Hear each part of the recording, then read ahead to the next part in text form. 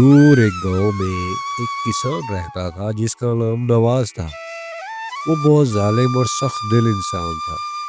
اسے کسی جانور کے درد کا ذرا بھی احساس نہیں تھا۔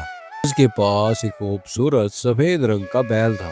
وہ بیل نہایت ہی محنتی اور فرما بردار تھا، مگر نواز ہر وقت اس پر ظلم کرتا رہتا تھا۔ وہ اس پر زیادہ بوجھ لاد دیتا تھا جس سے بیل کو چلنے میں پریشانی ہوتی تھی۔ نواز گرمی ہو یا بارش ہو، بیل کو آرام نہیں کرنے دیتا تھا۔ وہ اسے مارتا، ڈانٹتا اور ضرورت سے زیادہ کام لیتا تھا۔ ایک روز بارش ہوئی اور نواز نے سارا دن اس بیل کو بارش میں کھڑا رکھا، اور بیل بیچارہ چپ چاپ وہاں کھڑا رہا، بے بسی کے عالم میں۔ ایک دن دوپہر کے وقت نواز اپنے گھر کی طرف جا رہا تھا تو اس نے دیکھا کہ ایک آدمی کھڑا ہے درخت کے نیچے، اور اس کے ساتھ ایک خوبصورت سفید بیل بھی ہے۔ نواز اس آدمی کے پاس پہنچا تو دیکھا کہ وہ بہت پریشان ہے۔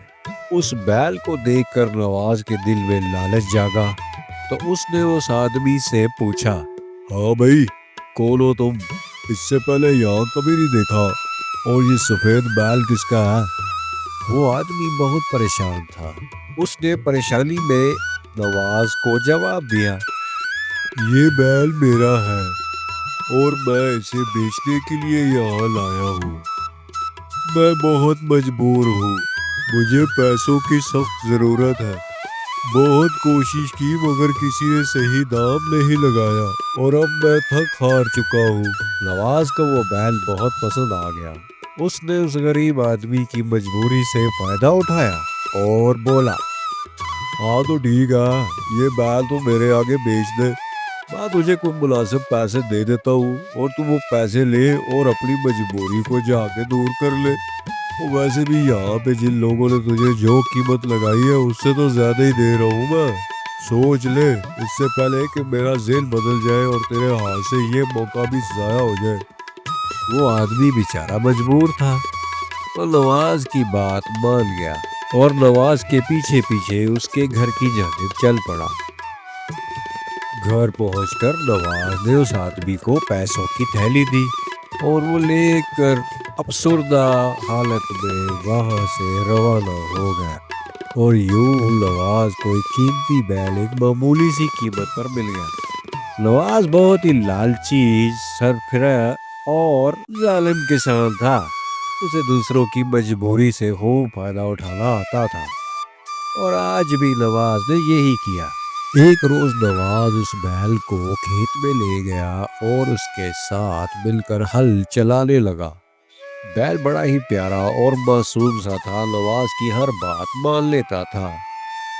کچھ گھنٹے کھیت میں ہل چلانے کے بعد نواز نے گھر جانے کا ارادہ کیا، اور پھر شام ہونے سے پہلے گھر کی طرف چل پڑا۔ بیل اس کے پیچھے پیچھے چل پڑا۔ گھر پہنچ کر نواز اپنے کمرے میں چلا گیا، اور وہ بیل وہی درخت کے نیچے جا کر بیٹھ گیا۔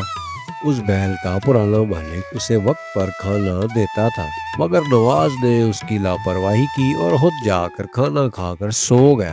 بیل بیچارہ بھوکا سارا دن کام کرنے کے باوجود رات کو بھی بھوکا رہا۔ وہ گھنٹوں آسمان کی جانب دیکھتا رہتا تھا۔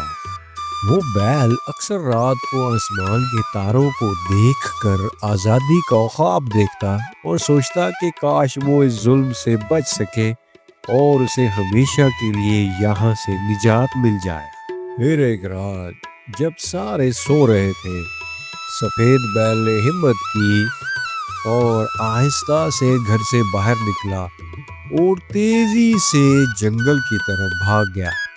وہ بھاگتے بھاگتے جنگل کے اندر چلا گیا۔ بیل نے جنگل میں پہنچ کر گہری سانس لی۔ ٹھنڈی ہوا، سبز گھاس اور کھلی فضا نے اس کے دل کو خوشی سے بھر دیا۔ اس سفید بیل کو پہلی بار آزادی کا احساس ہوا۔ اس نے ایک اچھی سی جگہ ڈھونڈی۔ کچھ دن تک سفید بیل بہت سکون سے رہا۔ وہ ندی کا پانی پیتا، گھاس کھاتا اور درختوں کے سائے میں آرام کرتا۔ وہ ظالم کسان اب اس کے سر پر نہیں تھا۔ یہ آزاد زندگی تھی۔ پھر ایک دن جنگل کے شیر، لومڑی اور بھالو کی نظر سفید بیل پر پڑی۔ تینوں بھوکے تھے، ان کے دل میں لالچ پیدا ہو گیا۔ شیر نے کہا، ارے یہ بیل ہمارا بہترین کھانا بن سکتا ہے۔ پھر کیا تھا، چالاک لومڑی نے منصوبہ بنایا اور بھالو نے زور سے ہنستے ہوئے ان کا ساتھ دیا۔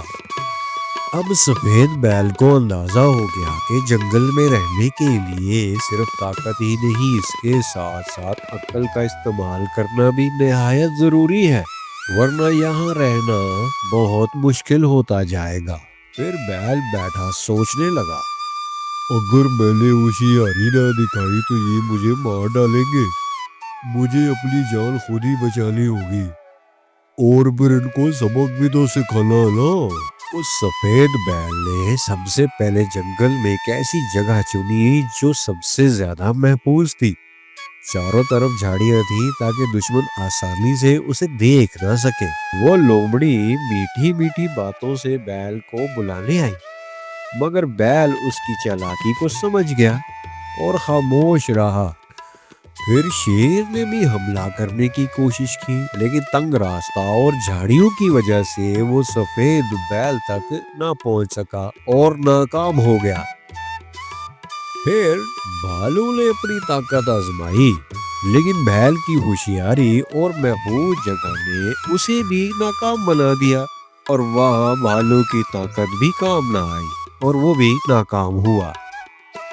اب تو ہرن، خرگوش اور پرندے سفید بیل کے ساتھ مل کر رہنے لگے۔ وہ سب خوش تھے بیل کے ساتھ، اور اب بیل بھی اکیلا نہیں تھا، اسے کچھ دوست مل گئے تھے۔ شیر، لومڑی اور بھالو کو سمجھ آ گیا کہ ظلم اور لالچ سے کچھ حاصل نہیں ہوتا۔ انہوں نے پھر بیل کا پیچھا چھوڑ دیا اور جنگل کی دوسری جانب بھاگ کھڑے ہوئے۔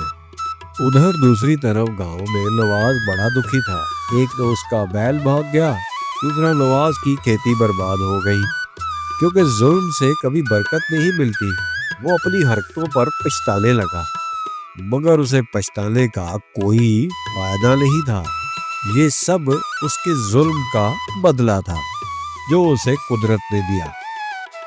اب تو سفید بیل جنگل میں خوشی، امن اور آزادی کے ساتھ رہنے لگا۔ جو صبر، عقل اور ہمت سے کام لے وہ ہر مشکل پر قابو پا لیتا ہے۔ بیل دل ہی دل میں یہ سوچ رہا تھا۔